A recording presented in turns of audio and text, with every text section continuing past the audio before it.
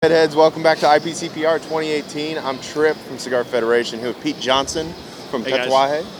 How you doing today, Pete? Not bad. Tired today. How's the show been going? Not bad. Seems to be pretty good. I'm not really here enough, but every time I walk through the booth, it seems to be busy. So I asked Jesse yesterday, but how's the response from the movie been? Oh, I think everybody really enjoys it. I think people kind of got invigorated by it. Yeah. I know a lot of retailers that are in the industry got just like, oh my God, I just want to get on the floor and buy cigars. And I think, there's a lot of work that's going to be done to it to make it all seamless. But Jesse and Steve worked really hard to make sure it was done by that night. They edited it literally the night before. Yeah. But I think the response was awesome. And I think a lot of people in the industry were questioning what I was doing for the last 2 years.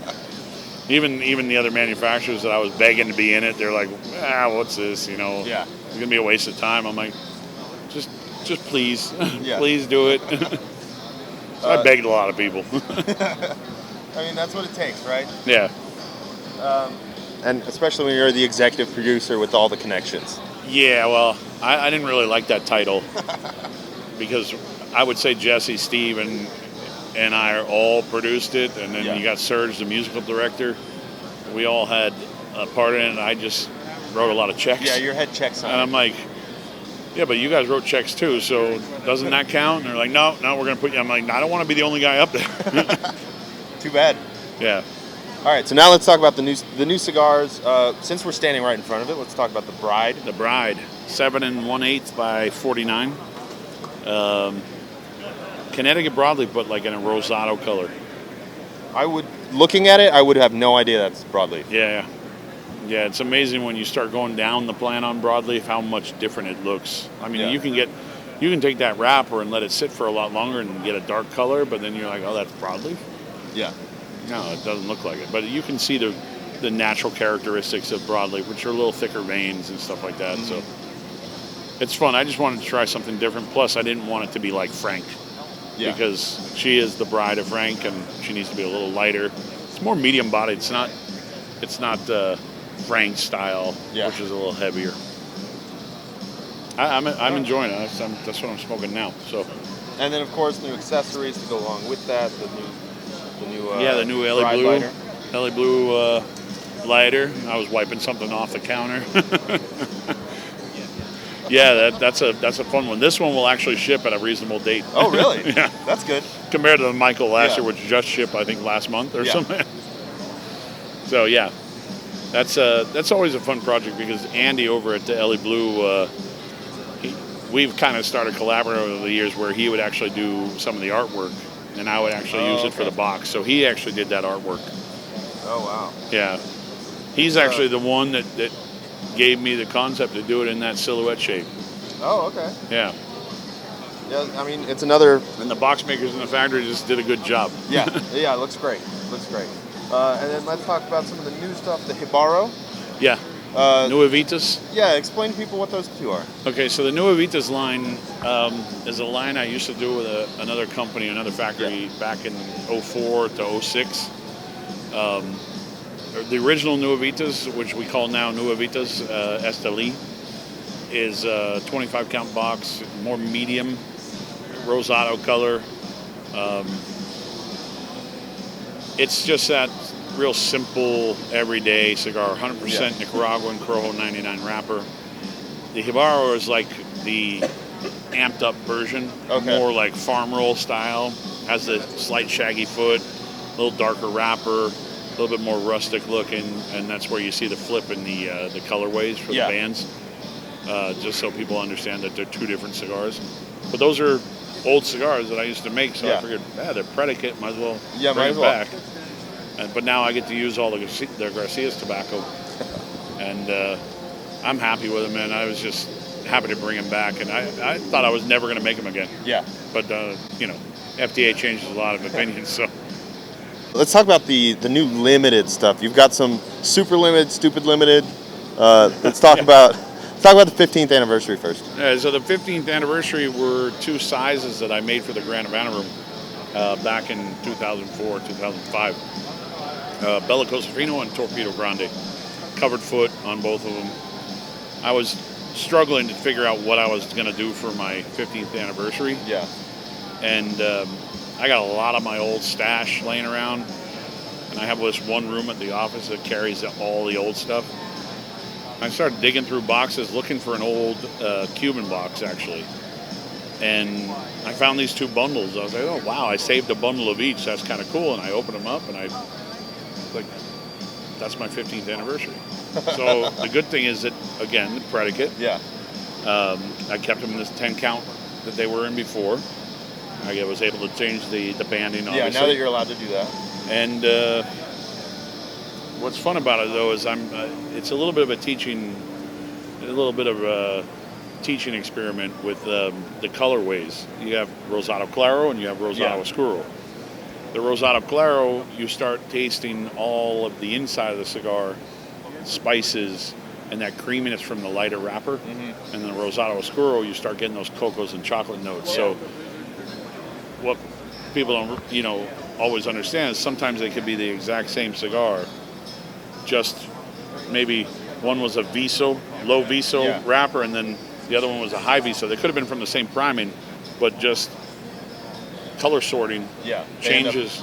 They end up different. So it'd be interesting to hear opinions on how people taste the differences between the two, and I'm looking forward to seeing which one they like better.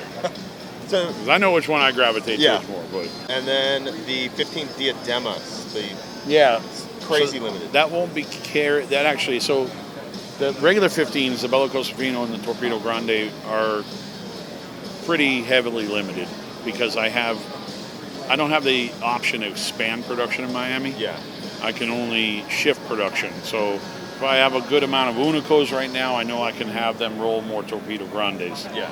Because I have backstock on Unicos. Same thing with the Bellicoso Fino. If I have enough Cojonuo 06s and Cojonuo 9s, I can have that roller roll a bunch of the 15 Bellicosos. It's 2 rollers. One roller rolling the Torpedo one, and one roller rolling the Bellicoso Fino one. The Diadema that's packaged as a 15th is actually not going to be packaged as a 15th. Oh, right. I'm sorry. I forgot you said that before. Yeah. There's a whole series, actually 4 cigars that are going to fall underneath there, and that's one called Petit Église, which I've been talking about for, 6-7 years. One called Clos L'Église that you've probably seen some pictures on Instagram of. Originally, they were going to be made in Nicaragua, and then I decided to make them in Miami. So the band changed already. Oh, okay.